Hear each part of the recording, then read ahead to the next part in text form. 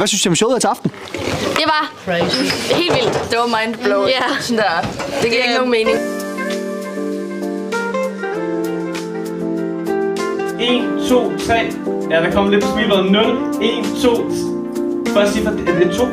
Det var altså helt utroligt. Jeg synes, det var fedt, at det både var sådan comedy og tryllekunst.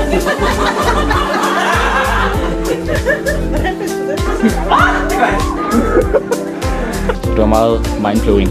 Det var så fedt, man følte ham virkelig på en måde, altså. Jeg er også god til at omfavne publikum. Altså få alle med og føle, at man er velkommen. Det var fedt, der var så mange forskellige også, synes jeg. Det var rigtig godt. Jeg synes, det var nogle meget imponerende tricks, som de kom med.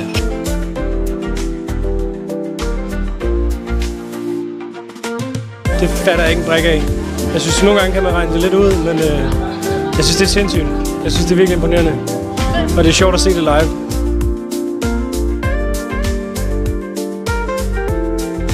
Jeg synes, niveauet det var ekstremt højt. Altså, det var meget sjovt at se sådan, hvor man bare tænkte, what? Hvad skete der lige der?